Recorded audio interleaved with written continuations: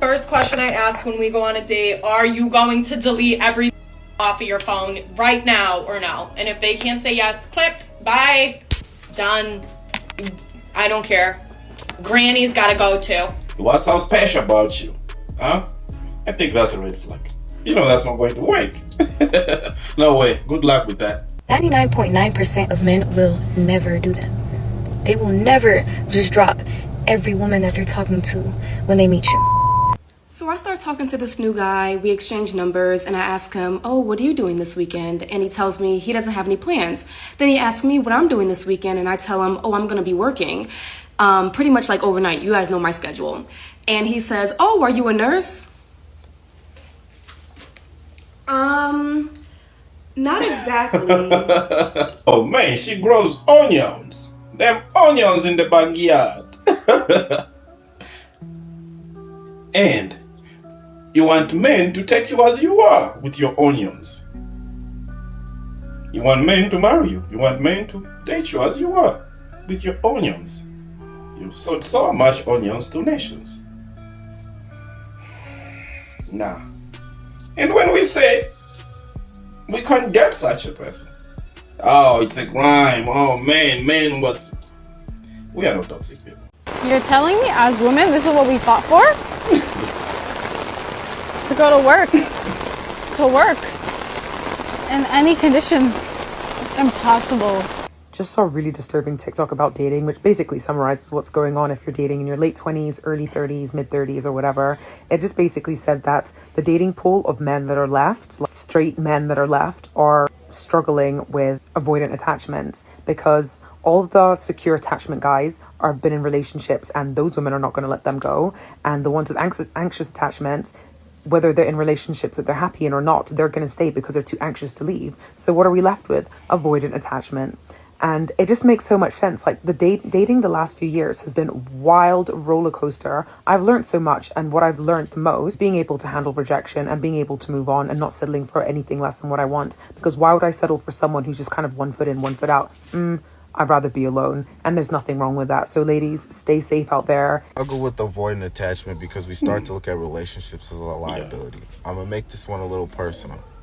When you are doing well for yourself in your late 20s, and you've done everything by yourself and you've never had a woman support the entire time, you start to question why a woman wants to come around you.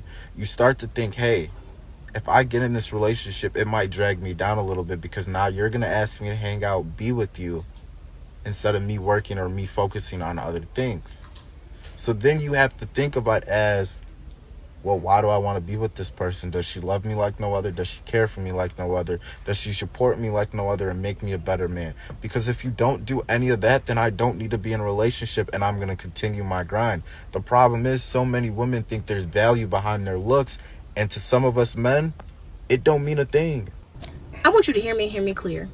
Men make decisions based on what is beneficial to them. And a man will stay with you even though he hates you because your presence and labor in his life is beneficial to him, and it will be against his own interests to leave you. Your love, your care, your labor in the home, the way that you take care of the children, the way that having a wife benefits him at work, church, school, what's going on, especially a lot of these like high-powered jobs, doctors, lawyers.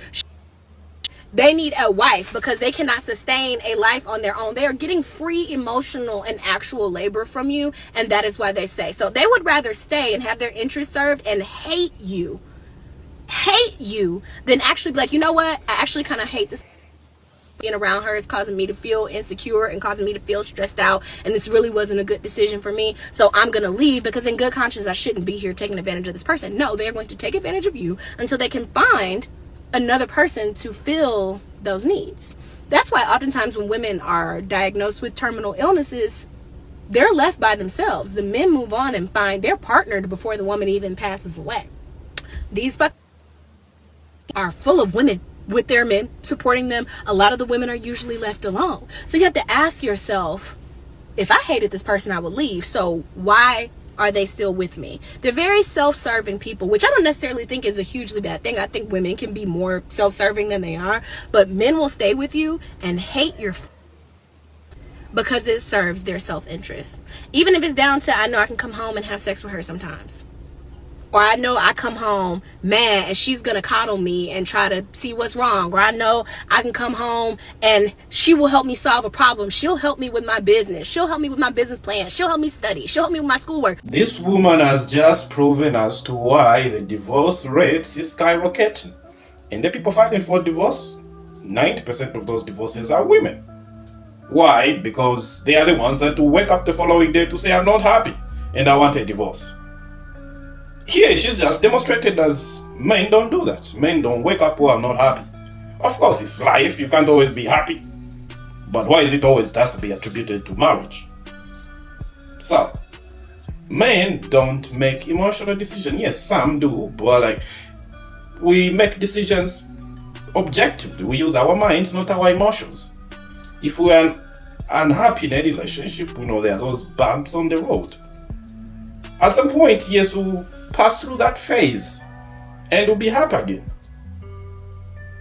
Because our entire lives, it's not all the time that we are happy, but we still continue to make objective decisions. Even the single guys out there, it's not all the time that they are happy, but they continue to make those objective decisions. So you make decisions using your mind. We don't wake up to say, oh, I'm not happy, ABC, and I want a divorce. We don't do that. And if women also looked at marriage from the man point of view, people don't be divorcing. So, lady, I don't know what you're talking about. You're talking about women with terminal illnesses, cancer, and everything. I don't know about that. All I can tell you, men don't walk away. When they say they do, they mean it. Yes, of course, time to time, they might have side pieces there and then, but it's part of it. Okay. This whole passport bro thing is kind of weird to me because I travel abroad, and for many years, I would meet different men and they had no problem spoiling me and spending money on me, specifically European men. So it's really weird to me when they're like, they don't want to deal with American women, because plenty of men abroad definitely have no problem with American women. I'm an American woman and they spoiled me, dinners, jewelry, gifts. I could go on. I really don't want to, but yes, I'm very confused. It doesn't seem like it's American women that's your issue, passport bros. It seems to me like your issue is that you don't have a very good income, and so you're trying to find someone who has less than you so you can feel superior to them, and it's not a good look. Having high standards is the way to go. Being high maintenance is the way to go. Being very protective of my energy, my body, and who I share my company with is the way to go. I know too much now. Thank God I got older and I know what not to do now. And I know who doesn't deserve my time. And guys, thanks for watching. Subscribe to the channel and thumbs up. I'll see you in the next one. I'm so out of here.